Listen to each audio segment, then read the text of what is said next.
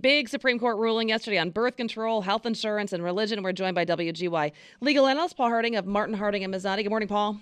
Good morning, Kelly. Good morning, Chuck. Hey, Okay, Paul. so my head's exploding this morning. Explain exactly what the ruling means. It's very narrow. It's very narrow, and anytime the Supreme Court goes out of their way to make something exceptionally narrow, they know that they could be opening floodgates, and that's sort of what the dissent says. In summary here, they held that privately held companies do not have to provide contraceptives as part of their employees at no cost as part of the Affordable Care Act. So Hobby Lobby, closely held company, strong Christian beliefs, and I think the Supreme Court kind of felt that this company was legitimately there for their religious beliefs, not trying to get out of paying for something. Came forth and said, we're going to allow this exception in this privately held, company, and it just appears to be, from what all the critics are talking about, just one of those blows that sort of strike at the Affordable Care Act and what's coming next.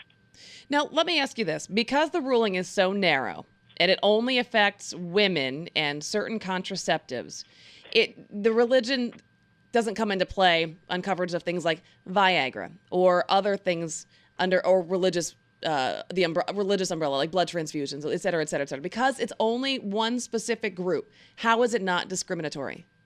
Yeah. Well, they found that the religious freedom for this company was super important. I think that's exactly, Kelly, you hit it. Exactly what's going to happen is now other groups who have other interests come forth and cite this opinion and says, hey, you're willing to take a look at this? Let's now take a look at this, the next progressive step. And one of the dissent opinions said this thing could extend into virtually every public category.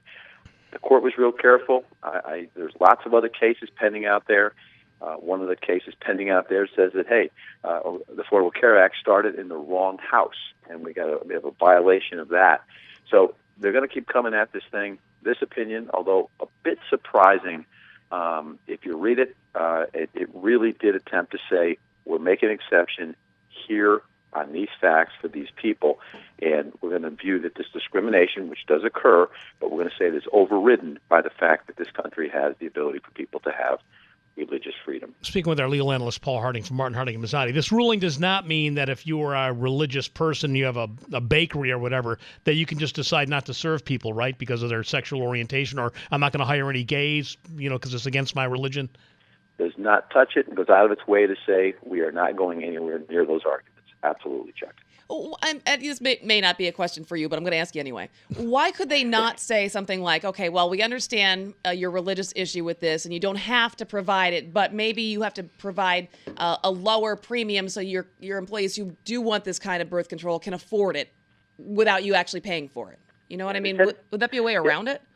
Well, they tend not to micromanage the outcome here, but I think inclusive of that is that you now have a choice. If you want to work for Hobby Lobby, you're going to have the ability you're going to recognize the fact that you're not going to have the same coverage that if you worked at X corporation that does provide it. So, no, they didn't get into the specifics of that, but now it's a reason to consider before you accept a job at that company. A lot of times people don't even know until after they're hired what exactly their plan covers and doesn't cover in terms of prescription coverage and other things like that. So would they be required to disclose that when they are hiring people?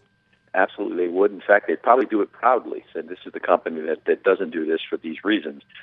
It's all there, but of course, when you get hired, you want the job. You recognize the fact that you might not get another one down the road, and it's confusing. So, sure, I think the folks who work there, based on this opinion, are going to have an idea of it. But sure, some people will be blindsided and will not have this coverage. And again, it could result in this case, their focus is the unwanted pregnancy. And you're anticipating a lot more legal action on similar related concepts. When I looked at the docket, I don't know what's going to make it to the Supreme Court, but there were over 300 viable, not lawsuits that are just filed by mom and pops here. These are 300 plus lawsuits that are filed by substantial corporations that have backing.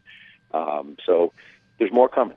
Absolutely, Chuck. Well, now what's to say that there's a company that can't suddenly decide that they're a religious company because they don't want to cover it? Yeah, they made the decision this was a legitimate Christian organization. I think that was part of the equation, and it probably is true. But, yeah, now they're going to get into deciding whether they're religious or whether they're not or whether they're being honest about their religion. It's a slippery slope, and that's where this 5-4 decision, remember, they're one vote swing. This wouldn't have happened. the biggest part of the dissent is, hey, these floodgates are opening up, guys. Be careful. WGY legal analyst Paul Harding of Martin Harding and Mazzotti, 1-800-LAW-1010. Paul, thank you so much. All right. Thank you, guys. Thanks, Bye-bye. Paul.